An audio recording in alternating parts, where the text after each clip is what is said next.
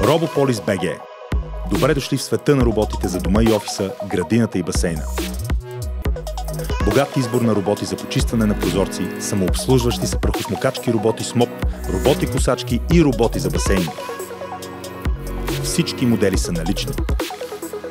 Робополис БГ. Доверете се на опита.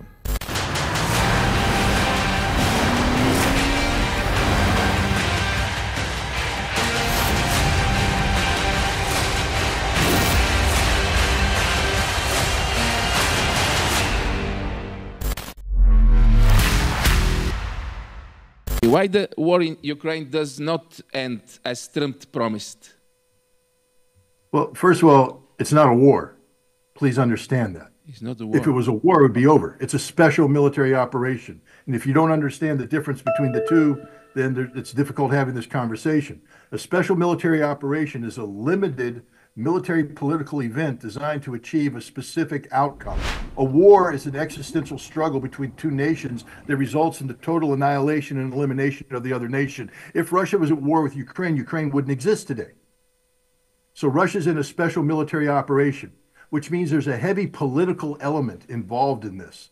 And the political element has an impact on what can be done militarily. I'm a military guy. I'm not too good at politics because if I was, I wouldn't be yelling at you. Yeah. I'd be, doing a better job of managing our relationship here. But I'm a military guy. I attack. I believe in violence.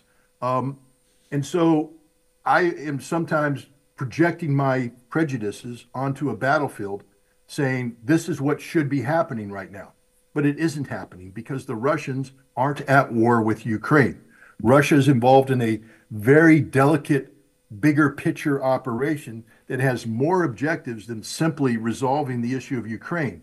It's about positioning Russia Vladimir Putin just gave a presentation the other day. He said, look, we didn't expect any of this in 2022. We didn't expect there to be economic war and this major war with the West.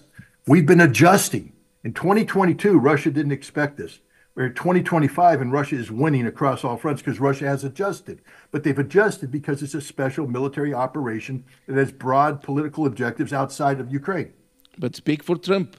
Here, the medias and the liberals in Bulgaria, they mocked Trump because Trump promised he will stop the war.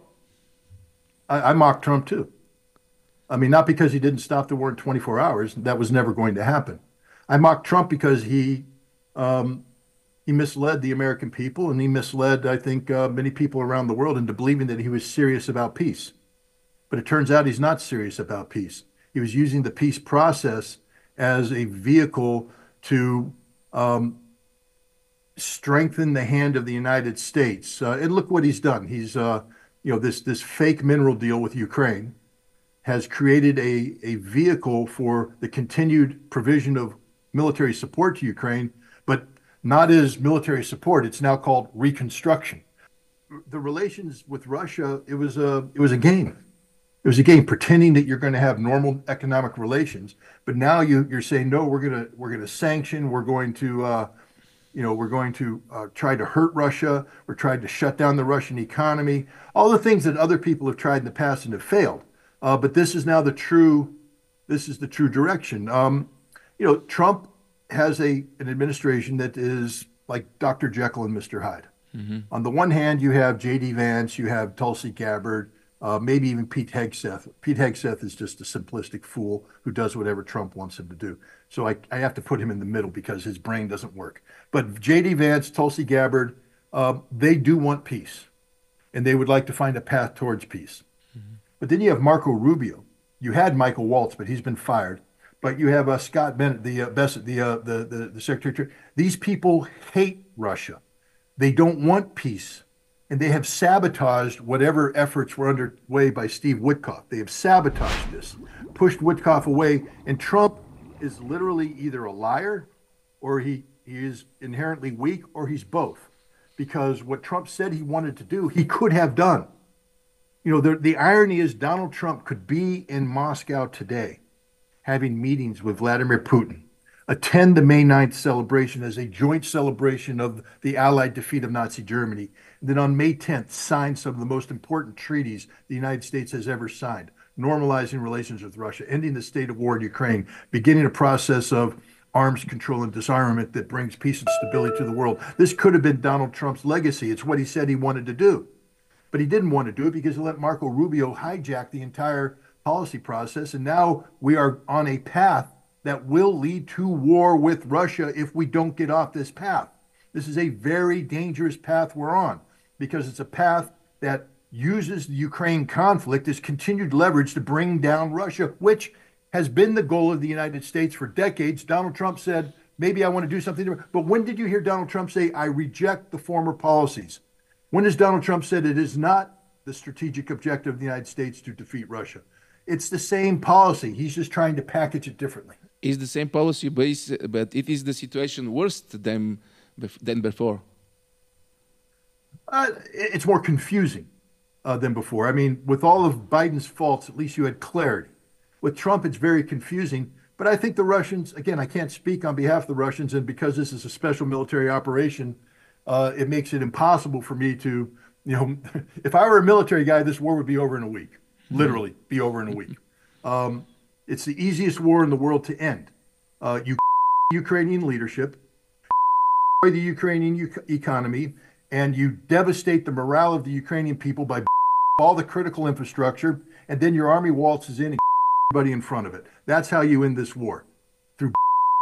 Thank God I'm not the Russian leader, because the Russian leader is a compassionate man who views things with a political lens, that understands that there's a period of time after a war that you have to live. And he doesn't want to destroy Ukraine. This is a lesson to the Bulgarians. When you are brother Slavs, even when you commit egregious sins like Ukraine has committed against Russia, Russia will not. Russia will carry out a special military operation that treats you with kid gloves when you should have a bayonet thrust to your chest. We will not go against Russia. Never. I hope not. You must be sure of this. Nobody will fight with Russia from Bulgarians. Ukrainians made that mistake. They fought the Russians. I mean, yeah. But my point is, I think Zelensky will not survive the summer.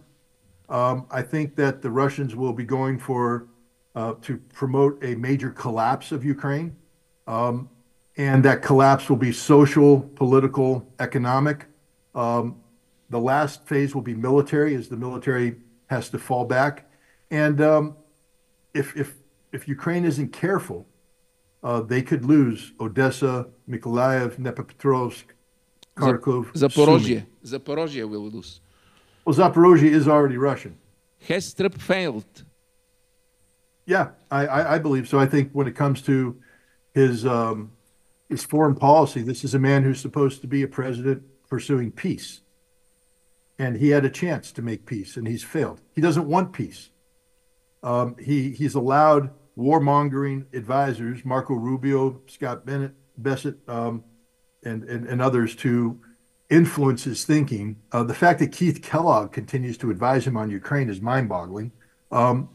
Steve Witkoff has given him the most honest, unbiased assessments about both Iran and Russia, and yet he's being undercut by Marco Rubio. J.D. Vance needs to assert himself more, but he's been pushed aside by Marco Rubio. Marco Rubio today has two hats: the Secretary of State hat and the National Security Advisor hat. This is very dangerous, because the Secretary of State is a cabinet position confirmed by the United States Senate, which means that Marco Rubio has a constitutional responsibility to keep the Senate advised on what he's doing and to be held accountable to the Senate. But now he's also the National Security Advisor, which is an executive position. The Senate has no say over this. So he can now do things that normally would require scrutiny under Secretary of State. He can do them as National Security Advisor to avoid scrutiny. This is what Henry Kissinger did under